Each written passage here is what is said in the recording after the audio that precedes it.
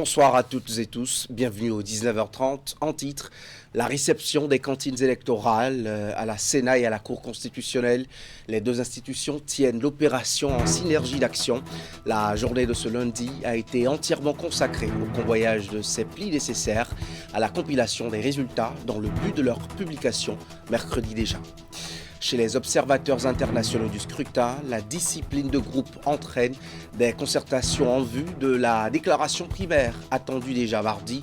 Nana Akufo-Addo, chef de la mission de la CEDEAO, a entretenu dans une réunion à Cotonou ce matin les autres émissaires venus superviser le déroulement de la présidentielle pour le compte des organisations régionales et internationales. En fait, déjà avant les résultats dans le camp de la majorité au pouvoir, dans une soirée de remerciements hier au quartier général de campagne, Romuald Wadani a communié avec ses soutiens, notamment des jeunes mobilisés pour sa victoire à cette élection. En début d'après-midi de ce lundi, le président de la Cour constitutionnelle a réceptionné plus de 212 cantines venues des arrondissements, une étape qui enclenche le processus de dépouillement et de compilation au sein de l'institution chargée de la proclamation des résultats de cette présidentielle.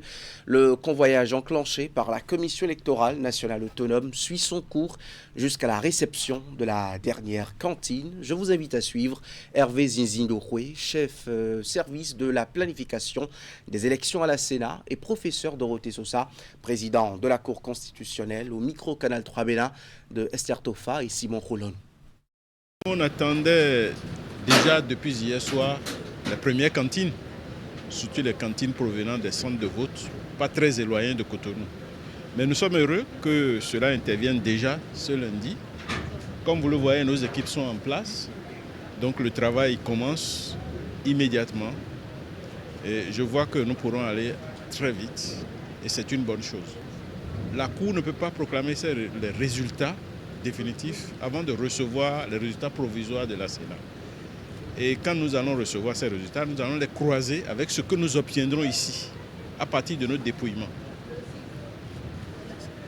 Parce qu'il faut s'assurer que vraiment les résultats sont corrects. Et nous allons nous assurer de ça. Nous nous mettons tout de suite au travail. Et dès qu'on va recevoir les résultats provisoires, on sera assez rapide dans la suite. Nous avons 212 cantines là, mais on ne peut pas dire que ça fait 212 arrondissements, puisqu'il y a des arrondissements de grande étendue qui prennent 2 à 3 cantines.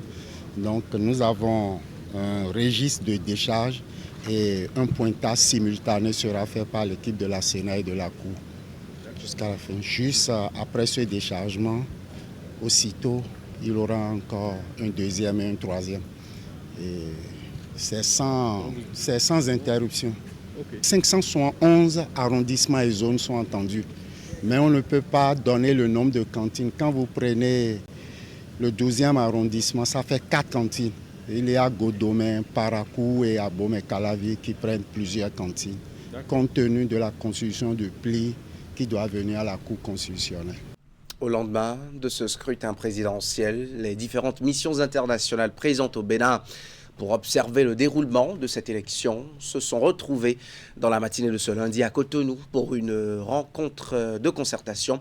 Cette séance post-électorale, conduite par l'ancien président de la République du Ghana, Nana Akufo-Addo, chef de la mission d'observation électorale de la CEDEAO, permet de faire le point de la journée de vote de ce dimanche sur l'ensemble du territoire national. La concertation est aussi le moment d'harmoniser les points de vue sur les constats de terrain faits lors du déroulement de la présidentielle. C'est une phase importante qui précède la déclaration primaire préliminaire, rendant compte de l'observation générale de la présidentielle de ce 12 avril au Bénin. La déclaration est prévue déjà pour demain mardi. Et puis maintenant, retour sur quelques images de la journée de scrutin à l'école primaire publique Kadjeon à Cotonou. Le dépouillement s'est déroulé dans une ambiance de sérénité et dans la transparence, en présence des observateurs internationaux. À la fin de cette phase importante du processus électoral dans ce centre de vote, la présidente de l'un des postes de vote a fait le point à l'une de nos équipes de reportage. Suivez.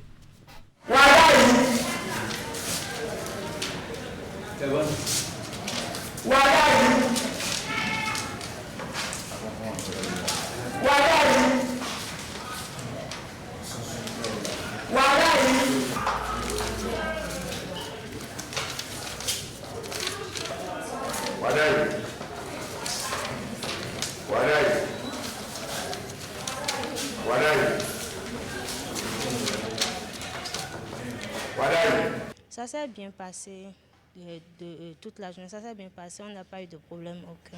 Tout s'est bien déroulé. On était là vers les 6h45, donc on a attendu un peu, et à 7h00, on a débuté. Nous, on a vite débuté en tout cas, avant tous les autres.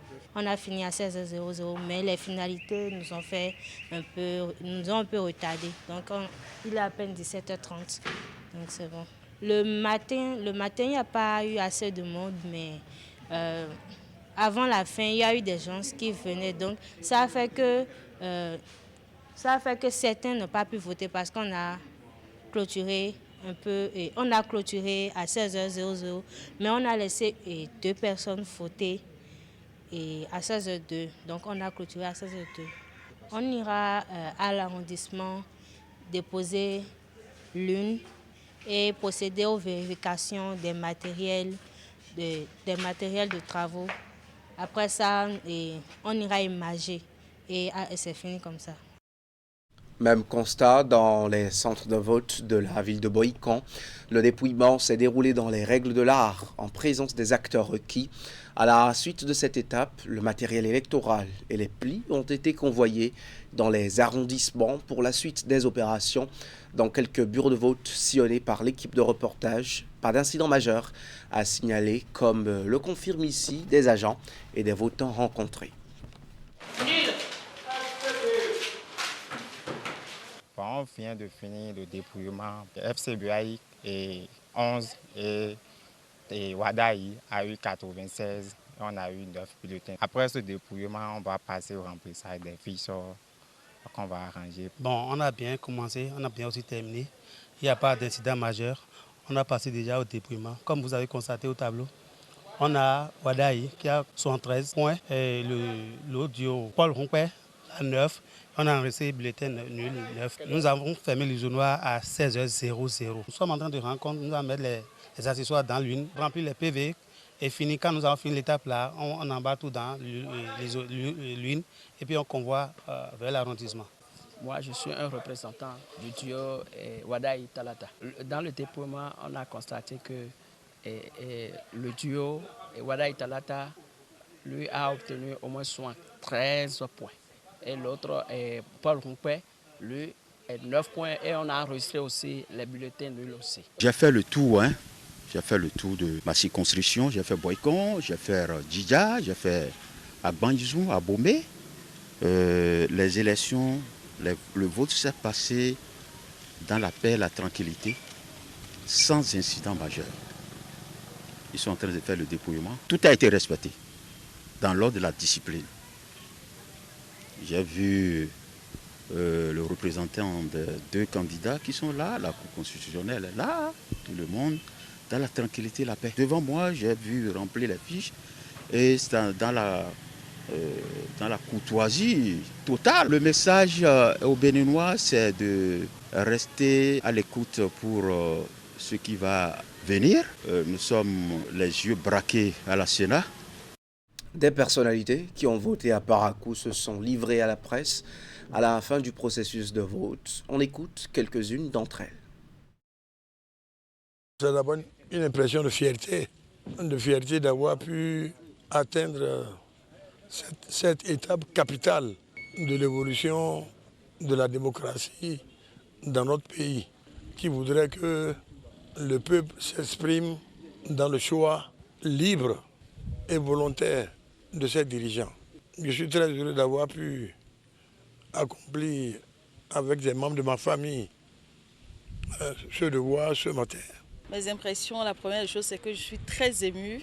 Je suis très émue de voir la mobilisation déjà au niveau de mon centre de vote. Cet engouement nous rassure de ce que le message est passé depuis quelques jours. Et c'est vraiment ça la première victoire en tant que citoyen et citoyenne. Les impressions sont très bonnes. Je suis arrivé ici et constaté qu'il y a d'affluence dans ce centre de vote de l'Aïfarani. à l'école maternelle, qui est également mon centre de vote.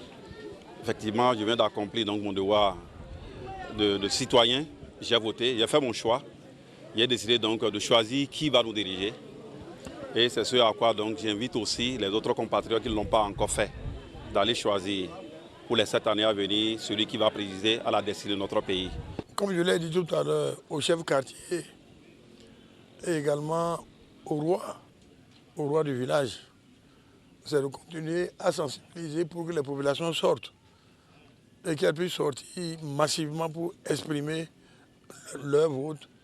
C'est vrai, tout le monde ne vient pas à la même heure parce qu'il y en a qui disent bon, il faut attendre que les premiers votent et nous on viendra vers midi, vers 13h. Nous allons continuer donc par sensibiliser avec les équipes terrain que nous avons au niveau des 3 partis qui soutiennent donc notre candidat afin que les derniers indécis ou les derniers qui attendent encore 15h ou 16h pour venir voter puissent sortir pour venir accomplir donc leur devoir parce que c'est à 16h que le bureau ferme. Je suis, comme je l'ai dit, très satisfaite de voir que l'engouement est là et notre souhait c'est que ce soit pareil dans les autres centres de vote et postes de vote et que ça ne va pas s'arrêter parce que le vote c'est de 9h jusqu'à plus tard dans la soirée. Donc l'espoir c'est que ça ne s'arrête pas. C'était le point de la journée d'hier à Parakou. À Cotonou, mobilisation timide en matinée. Dans cette même journée d'hier, au Collège d'enseignement général Filleyon, on revit cette matinée de vote dans ce centre précisément avec notre équipe de reportage. Dès les premiers rayons de soleil ce matin, les électeurs ne sont pas fait prier. Au Collège d'enseignement général Filleyon à Cotonou, les votants arrivent certes progressivement. Vous allez constater que moi je l'ai fait, même avec ma maman vieille, fatiguée, en situation de handicap, mais elle tient quand même à faire son devoir civique. Je pense que l'organisation mise en place a permis que chaque fois que vous venez, dans les secondes ou les minutes à suivre, vous votez. Ce n'est plus que vous attendiez. Je pense que c'est déjà quelque chose qu'il faut apprécier. Pour les élections législatives, je n'avais pas voté également aussi. Mais pour cette fois-ci, j'ai décidé de voter pour choisir mon candidat. Je me sentais à l'aise. Je viens de voter, d'accomplir mon devoir civique dans le calme. Et comme je le disais, c'est un devoir civique. Ici, voter n'a rien d'anodin. C'est l'expression d'un droit fondamental, mais aussi d'une responsabilité collective. Artistes, acteurs politiques ou jeunes étudiants sont tous unanimes là-dessus. Une nouvelle page que nous ouvrons, c'est une nouvelle histoire du Bénin. Je pense que chaque fils et chaque fille du Bénin en âge de voter, qui en a la capacité, doit venir marquer son choix. Lorsque vous choisissez, vous avez la possibilité de choisir la personne à qui confier la destinée de votre pays. Vous vous sentez engagé dans le processus de construction de votre nation. C'est notre jour et personne ne le fera pour nous. Merci. La révision de la Constitution du 15 novembre 2025 prolonge désormais le mandat des élus. Il faudra donc prendre rendez-vous dans 7 ans pour un nouveau choix. La mobilisation dans le département de l'Atlantique était remarquable. L'affluence était bien évidente dans certains centres.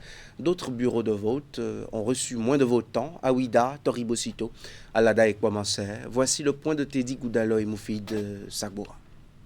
Dans les communes de Ouida, Toribosito, Alada et Kwamansé, la journée électorale s'est installée progressivement au rythme de l'ouverture des bureaux de vote dès 7 heures pour la plupart. Et ce matin, quand on est arrivé, on a procédé à la disposition des matériels et tout. Déjà, on a déjà fait le colisage des matériels avant. Donc, si un délégué vient, le président ou un assesseur, il prend son urne et son matériel. J'ai voté mon candidat. Je pense que nous sommes là pour la bonne cause. Plus tôt, les agents électoraux ont pris place, procédant aux dernières vérifications avant le démarrage effectif du scrutin. Alors je suis très content, je suis animé par un sentiment de responsabilité, plus de responsabilité que de joie parce que comme vous le voyez, la population est en train de sortir. Les institutions qui sont dans l'organisation des élections ont bien peaufiné les choses. Et aujourd'hui, vous devez constater avec joie que tout le monde vient voter sans difficulté. Dans plusieurs centres parcourus, le dispositif était en place permettant aux premiers électeurs d'accomplir leur devoir civique dans des conditions globalement organisées. Nous avions sensibilisé nos frères et sœurs à sortir massivement pour venir voter. Je suis heureux, très heureux, et je suis heureux de constater que ce matin ils ont écouté les messages. Je suis vraiment ému de voir tout ce monde. La population est sortie massivement. L'affluence était perceptible avec des files d'attente observées devant certains bureaux de vote. Je suis allé voter confiant que l'acte que je suis en train de poser permettra de donner à notre pays un nouveau président de la République. Et j'ai espoir que ce nouveau président travaillera de concert avec l'ensemble des Béninois à transformer qualitativement notre pays. J'ai fait le tour de plusieurs pots de vote, centres de vote à Tekamé et dans Kwamassé. C'est la joie. Tout se déroule bien. Autre fait marquant de cette journée, la présence effective des agents de la Cour constitutionnelle aux côtés des observateurs issus de diverses institutions nationales et internationales. La soirée électorale de ce dimanche pour finir cette édition, elle était marquée par l'attente du verdict des urnes, mais a pris déjà des allures festives dans le camp de la mouvance présidentielle. Après la fermeture des postes de vote, le candidat Romuald Ouadani a organisé au profit de ses jeunes militants et de son état-major de campagne une rencontre de gratitude. L'événement s'est tenu au siège de campagne basé à Cotonou. Les détails de Hugues Vinibé et Jocelyn Bariga. De la bière, pression. D'autres boissons pour satisfaire tous les goûts. Et des plats jetables épars sur le plancher. Donnant du sens au célèbre dicton « Après l'effort, c'est le réconfort », Romuald Ouadani convie à cette agape de soirée électorale ces jeunes supporters ayant veillé sur ses intérêts dans les postes de vote. Après avoir travaillé dans les bureaux de vote, on les a invités ici pour une petite restauration, pour se rafraîchir. Le candidat a bien pensé de le faire et c'est la joie, c'est la convivialité, c'est la fête. Je suis contente, très contente parce que c'est la jeunesse qui gagne. Et quand on dit c'est la jeunesse qui gagne, c'est notre avenir que nous voulons bâtir. Et quand l'autre descend sur les lieux pour un court moment de communion, l'ambiance grimpe d'un cran. Pour certains jeunes rencontrés ici, cet événement festif offre une fois encore l'opportunité d'exprimer au candidat à la magistrature suprême ses aspirations profondes. S'il peut penser aux jeunes, côté ta foi, qu'on quitte la maison, qu'on trouve un truc à faire. Cette soirée électorale augure d'une célébration plus impressionnante en cas de victoire du candidat de la mouvance présidentielle au scrutin de dimanche.